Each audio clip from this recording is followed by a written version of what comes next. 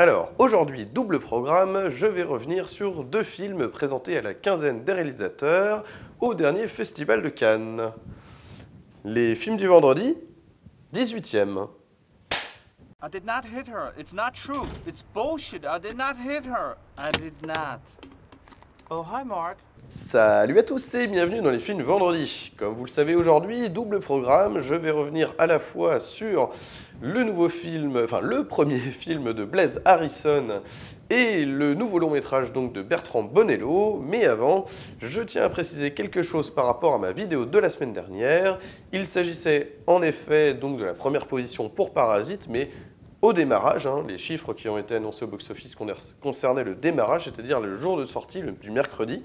Donc évidemment qu'aujourd'hui, Parasite se retrouve un peu plus bas, il est en 3e position.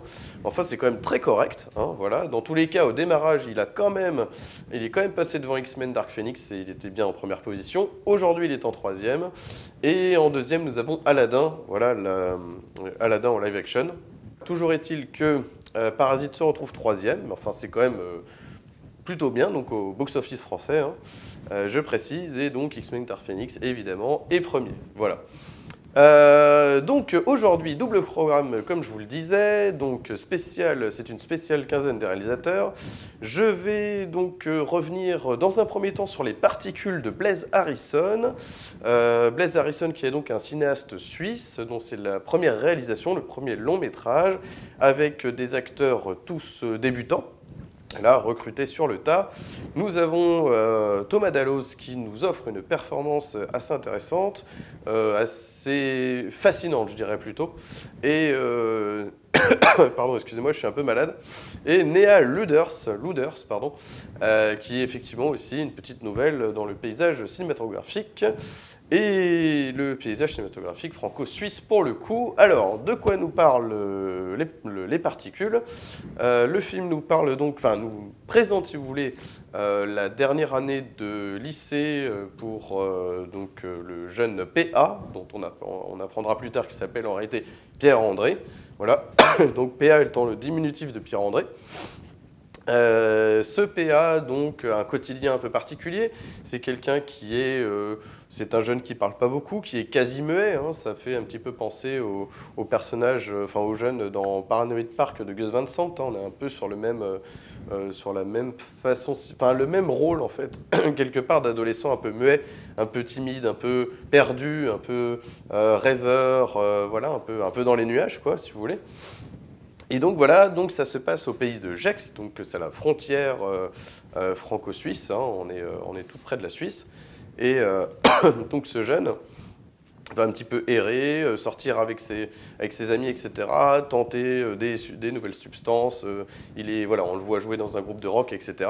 Bref, le quotidien d'un ado, tout ce qu'il y a de plus normal, mais il se trouve que, voilà, la particularité du film, si vous voulez, c'est que, enfin de l'histoire du moins, c'est qu'il y a un centre de recherche voilà, dans cette ville qui fait des expériences. Donc il y a un accélérateur de particules, en fait, le plus puissant du monde, qui arrive à recréer la puissance du Big Bang. Enfin bon, c'est un truc un peu farfelu, un peu fou, mais voilà, qui se trouve ici. Donc il y a des phénomènes paranormaux qui interviennent. Et donc, par exemple, vous voyez à un moment donné, un animal commence à disparaître, voilà, avec des espèces de particules, justement, donc voilà, il se désintègre, voilà, il y a des éléments du décor qui se transforment, voilà, un effet de morphing aussi parfois dans le paysage, et des éléments naturels qui disparaissent. Et donc, évidemment, dans ce film, il y a, je pense, selon moi, puisque le cinéaste ne donne pas beaucoup d'informations par rapport à ça, mais je pense qu'il s'agit d'une métaphore un petit peu de l'adolescence qui est un âge, évidemment, où on quitte un premier corps pour en rejoindre un autre, c'est-à-dire qu'on quitte son corps d'enfant, d'ado, voilà, pour accéder au corps d'adulte, et donc une autre vie s'ouvre à vous, si vous voulez, et donc voilà.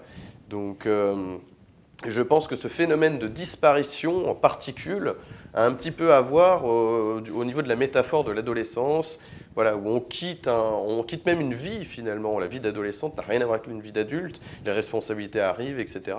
Donc je pense qu'il y a cette métaphore-là de la part de Blaise Harrison, c'est pas forcément très très marqué, très clair.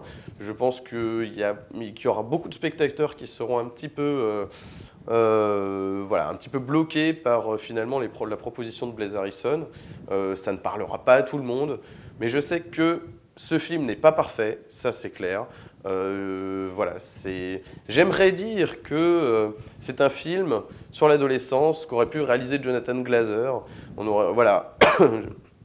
J'aimerais bien pouvoir le dire, mais le problème, c'est que Jonathan Glazer, quand même, a, malgré le peu de dialogue de son film dans Under the Skin, par exemple, on comprend ses propos. Voilà, c'est beaucoup plus clair. Là, dans Les Particules, c'est un petit peu ce qui m'a dérangé, c'est que on ne sait pas trop si on est en face d'un film, enfin, en gros, en face d'un chef-d'œuvre, un film très très pertinent, avec une métaphore hyper bien développée sur l'adolescence, ou est-ce qu'on n'est pas juste sur des effets de style visuel magnifiques, mais finalement pour ne pas raconter grand-chose, ou finalement pour voilà, ne pas y voir de sens, etc. Alors, petite précision, que ce soit au théâtre ou au cinéma, vous savez que le théâtre contemporain, c'est pareil, on n'est pas du tout en recherche il faut arrêter de chercher le sens quand on est spectateur voilà, d'une pièce contemporaine.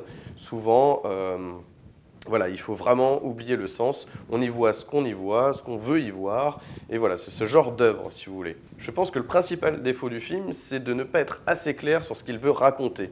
Alors, évidemment, ça va en rebuter certains, d'autres seront passionnés en disant « mais justement, c'est l'ouverture pour le spectateur à la réflexion de... » Voilà, le spectateur peut voir ce qu'il a envie de voir dans ce film. Ça peut lui parler ou non, c'est très personnel. Voilà, mais je pense quand même que si Blaise Harrison avait pu être un peu plus clair sur son scénario, bah, je ne dis pas un peu plus explicatif, je trouve ça intéressant justement de laisser une part d'illusion, etc. Mais voilà, ce qui est très réussi par contre dans le film, je souligne quand même, je pense que c'est un film qui mérite une deuxième voire troisième lecture. C'est peut-être aussi pour ça que j'ai ce sentiment-là. Je ne veux pas complètement casser le film parce que, si vous voulez, la grande force du film, c'est son atmosphère. C'est-à-dire que finalement, on comprend un petit peu cet adolescent perdu, ces adolescents perdus et ces effets de disparition qui sont très très bien retranscrits dans le film, justement avec des effets des séquences un petit peu psychédéliques, hein, presque expérimentales. Donc il y a des effets de style bien faits, mais c'est vrai que parfois on se demande où veut en venir le cinéaste. Moi, c'est là que la fin m'a réconcilié finalement avec le reste du film. C'est que la fin, pour moi, a quand même un sens intéressant. Je la trouve belle, c'est-à-dire qu'il y a un ton très grisâtre dans le film, vous verrez, si vous allez le voir. En salle, ça vaut quand même plus le coup, entre parenthèses, parce que c'est très sensoriel, voilà. Donc on a un ton très grisâtre, c'est l'hiver, on a vraiment une atmosphère qui est presque clinique, enfin voilà. Et donc forcément, on voit un petit peu le mal-être et l'adolescent perdu à travers ce paysage qui a l'air complètement ovniesque, extraterrestre, alors qu'il s'agit de la planète Terre, enfin de chez nous, quoi, voilà. Mais il y a un côté où, si vous voulez, la forêt, l'établissement scolaire, hein, le lycée, etc., sont filmés de telle manière, dans une espèce de brouillard, des trucs où toujours c'est neigeux, toujours il y a quelque chose qui empêche le cadre d'être complètement net, quoi, comme un ciel bleu, un truc comme ça. Non, c'est quelque chose que vous verrez jamais dans le film. Je trouve que ça transcrit bien un petit peu le côté flou, voilà, de l'ado qui ne sait pas trop où il va, de ne sait pas trop pourquoi il fait les choses, pourquoi il essaye des nouvelles substances, pourquoi, voilà, parce qu'il est en pleine quête identitaire, en quête de nouvelles expériences pour justement se prouver qu'il existe, qu'il le ramène à la nature, qu'il le ramène à l'essentiel, qu'il le ramène à ce qu'il est, ce qu'il peut être. Donc voilà, je trouve qu'il y a quand même des choses qui sont bien retranscrites. Vous voyez, j'ai pas envie de casser le film, mais c'est vrai qu'on aimerait, ce serait quand même... Parfois, on se demande s'il n'y a pas un petit peu de, comment dirais-je, d'abus, où on pourrait trouver ça un petit peu prétentieux, comme cinéma, voilà. À vrai dire, je suis un petit peu partagé, moi-même. Je ne suis pas complètement contre le film, mais je trouve quand même qu'il mérite d'être vu pour son ambiance, son atmosphère. Voilà, donc écoutez, ce sera tout pour Les Particules de Blaise Harrison. Premier film donc intéressant. Je suis quand même très intrigué par la suite. J'aimerais bien voir ce que va proposer Blaise Harrison pour son second long métrage et les suivants. Voilà, cinéaste à voir, hein. Je mets en suspens, je le mets de côté. Voilà. Et sinon, pour l'heure, je vais donc revenir sur le nouveau film de Bertrand Bonello, Zombie Child. Alors, pour préciser donc Bertrand Bonello, je ne suis pas un grand connaisseur. Je me souviens de la polémique autour du pornographe, donc c'était en 2001. J'ai vu Saint-Laurent, voilà, donc ça c'était beaucoup plus récent, je crois que c'était sorti en 2014. Voilà, qui était plutôt au niveau, en termes d'image, moi j'ai trouvé ça assez bluffant. Assez intéressant la manière dont il montre un peu le milieu de la mode, c'est pas courant. Je sais qu'il y avait un autre film qui avait été fait avec Pierre Ninet, je crois, donc c'était deux visions différentes. Les deux étaient intéressants selon moi. C'est vrai que la vision de Bonello était quand même peut-être un petit peu plus originale, voilà, un petit peu plus visuelle. Mais voilà, donc du coup, je n'ai pas vu Nocturama sorti en 2016. Voilà, donc, mais c'est un film qui m'intrigue beaucoup, donc je finirai par le voir. Et nous voilà donc en 2019 avec Zombie Child, que voilà, c'est là que j'ai un petit peu vraiment l'impression de découvrir Bonello, avec vraiment une histoire totalement originale, écrite par Bertrand Bonello. Et donc ça m'intriguait beaucoup. Excusez-moi, je vais tousser de temps en temps. Je suis vraiment malade, c'est pas évident. Bon, on va quand même essayer de terminer cette vidéo. Donc Zombie Child nous raconte l'histoire de Clervius, donc c'est un Haïtien qui en fait aurait été zombifié, enfin c'est un peu une légende urbaine de Haïti en fait, qui aurait donc été exhumé suite à justement, enfin il aurait été enterré alors qu'il était encore en vie, sauf que personne n'était au courant, et donc du coup il était exhumé, et on en a fait un esclave, donc c'était une sorte de zombie esclave qui travaillait dans les champs de canne à sucre, etc.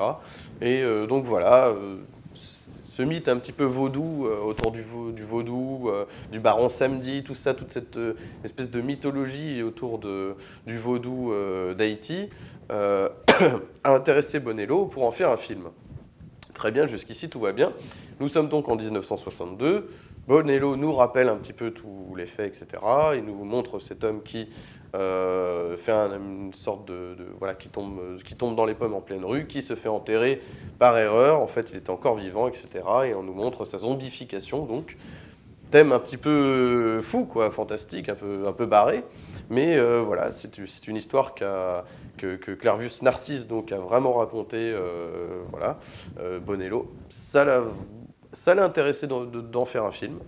Le seul truc, c'est que je ne comprends absolument pas pourquoi il a voulu faire le parallèle avec une fille qui donc étudie dans une école élitiste avec d'autres filles, blanches pour le coup, donc elle c'est la seule noire, hein, donc, qui est interprétée par Wislanda Louima, voilà, et qui donc joue vraiment la fille un petit peu bizarre qui intègre une sororité, qui est dirigée donc par une fille qui est vraiment toute jeune actrice qui est absolument géniale, qui s'appelle donc Louise Labec, que je trouve vraiment très très photogénique, vraiment un regard, elle fait passer tellement de choses avec son regard, si vous voulez, que c'est incroyable. Et le duo qu'elle forme avec Wislanda Louima est vraiment saisissant. Donc tout ça est très bien réussi, aucun problème. Et donc si vous voulez, Wislanda Louima joue la fille, la petite fille en fait de Clervius Narcisse, hein, voilà, dont elle raconte l'histoire au reste de la sororité. Et donc tout le monde est un peu horrifié, qu'est-ce que c'est que cette histoire, etc. Ça intéresse beaucoup la fille jouée par Louise Labec. Donc le film, si vous voulez, est intéressant en soi d'adapter cette histoire. Le seul problème, c'est que pourquoi adapter, pourquoi montrer finalement l'histoire de Clervius Narcisse pour finalement faire deux films en un, c'est-à-dire que d'un côté, vous avez cette histoire qui est très bien racontée, et de l'autre, une histoire qui n'a absolument rien à voir, sur des filles dans une école élitiste qui apprennent à se connaître, etc. Le seul lien, si vous voulez, avec l'histoire d'Haïti, finalement, c'est cette fille jouée par Wislanda Louima, qui est donc la petite fille de Clervius Narcisse, et qui raconte voilà, son histoire, etc.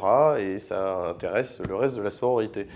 Mais si vous voulez, toutes les scènes finalement de cours, on voit les jeunes en cours, etc., sont pas très intéressantes du coup, parce qu'elles ne servent pas vraiment le propos. Enfin, en tout cas, c'est pas clair comme de l'eau de roche, comme quoi ça, si vous voulez, cette histoire a un rapport avec l'introduction et les va-et-vient qu'il y a avec,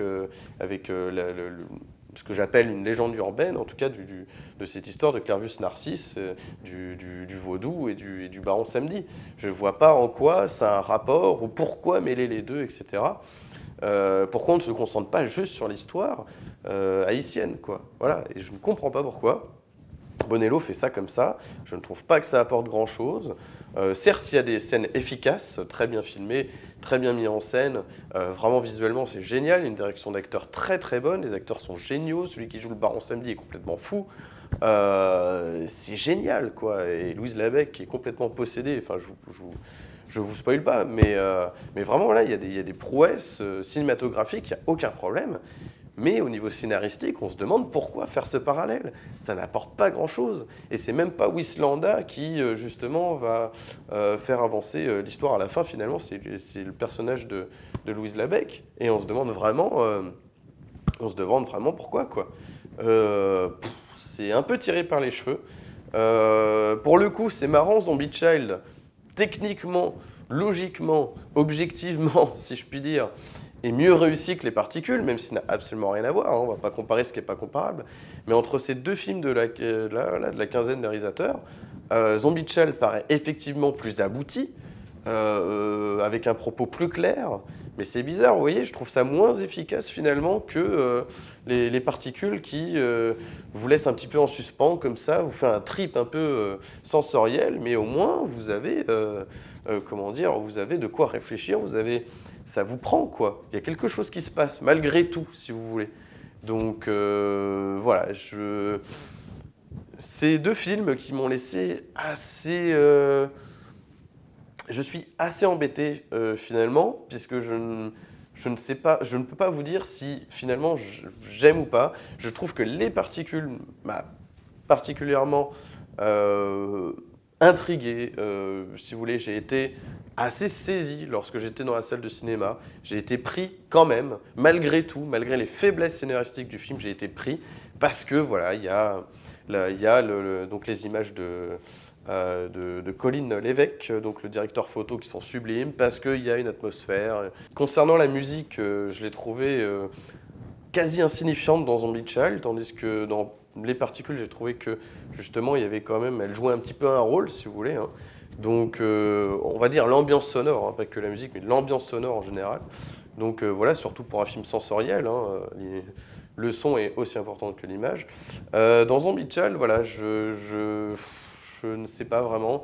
Je n'ai pas été saisi par l'ambiance sonore. Et je trouve ça dommage, parce que ça fait un peu partie de l'identité du film. Pour moi, c'est pas assez travaillé. Mais voilà, on est quand même en présence de deux films qui, esthétiquement, sont intéressants, si vous voulez. Mais scénaristiquement, il y a quand même un lien, c'est qu'à un moment donné, qu'est-ce que vous voulez raconter avec votre film, quoi ? On a vraiment envie de leur poser la question, qu'est-ce que vous voulez montrer, que vous preniez, on va dire, ce que j'appellerais une légende urbaine ou un fait divers haïtien, justement, ou alors justement tout simplement de raconter une adolescence compliquée à la frontière franco-suisse, voilà, que vous preniez soit le premier thème, soit le second, je ne vois pas en quoi le cinéaste a quelque chose de vraiment très très fort à raconter, quoi. Voilà, c'est un petit peu ce qui m'a dérangé. Je vois pas trop ce qu'ils veulent faire de leur film. Mais voilà, il n'empêche que pour moi, quand même, Les Particules vaut le coup. Voilà, si vous devez choisir un des deux, j'ai peur que Zombie Child soit... J'ai pas envie de... Écoutez, je pense honnêtement que les deux valent le coup, mais vous allez être un peu rebuté. Je pense que c'est un style de cinéma, je sais pas quels sont vos goûts, ce que vous aimez en général. Je pense que si vous aimez le cinéma sensoriel comme le fait Jonathan Glazer avec Under the Skin, vous aurez des chances d'accepter la proposition en fait de Blas Harrison dans Les Particules. Si vous êtes familier avec l'univers de Bonello, ce qui n'est pas vraiment mon cas, je ne peux pas dire qu'en ayant vu Saint-Laurent, je sois vraiment voilà, je ne peux pas me dire expert de Bonello. Peut-être que ça va vous parler, si vous avez vu Nocturama, peut-être qu'il y a des liens, etc. Il n'empêche que pour moi, cette histoire haïtienne mélangée avec, donc de 1962, j'ai oublié de préciser, et donc la vie actuelle à Paris, avec cette fille qui est donc descendante de ce Clervus Narcisse, donc un zombie haïtien, on va dire ça comme ça. Je ne vois pas trop où il veut en venir. Il n'y a pas grand-chose de fou, je dirais, qui se passe. Enfin, si, il y a quelque chose de fou qui se passe à la fin, mais on ne sait absolument pas ce que veut raconter le cinéaste avec ça, quoi. En termes de mise en scène, vous êtes pris dans le film, mais vous n'êtes toujours pas avancé sur ce que veut dire, sur ce que veut raconter le cinéaste. Donc voilà, c'est un petit peu ce qui m'a dérangé. Voilà, donc écoutez, c'est tout pour moi, donc pour les particules et Zombie Child. Faites-vous votre propre opinion si vous voulez. C'est vrai que c'est assez difficile de vous recommander l'un ou l'autre. J'ai tendance plus à pencher pour les particules, mais c'est vrai que Zombie Child est peut-être plus accessible. Voilà, plus accessible. Vous n'avez pas forcément une satisfaction supérieure qu'en ayant voir les particules, mais c'est un cinéma plus accessible. Voilà, l'autre est beaucoup plus expérimental. Donc voilà, soit vous choisissez l'expérimental, soit vous choisissez finalement un type de narration que vous connaissez déjà un peu. Voilà. Donc voilà, avec 2 films en un, comme je vous le dis, on se demande vraiment le cinéaste finalement qu'est-ce qu'il veut raconter avec l'histoire de Clervus Narcisse. Voilà, écoutez, voilà, on va dire que je suis neutre sur les 2 films, vraiment, c'est ni complètement dingue, ni, c'est pas inintéressant, mais vraiment les gars, voilà, cette semaine, j'ai pas trouvé qu'il y avait beaucoup de choses folles au cinéma. Mais voilà, écoutez, la prochaine vidéo, on continuera avec la quinzaine, mais cette fois-ci avec un cinéaste que je suis beaucoup et qu'on peut dire, quand je maîtrise en tout cas les codes et que voilà, ça fait beaucoup plus facile. Il s'agira donc du Dain, donc de Quentin Dupieux. Voilà, donc après Réalité et Au Poste, les 2 derniers films du cinéaste.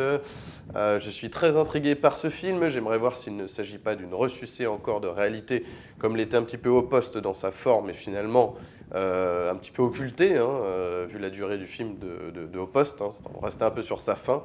C'était un petit peu léger. Donc voilà, je suis très impatient et très intrigué donc, de voir le Dain au cinéma. Donc écoutez, ce sera ma prochaine vidéo. Voilà, sur ce, je vous souhaite à tous un excellent week-end.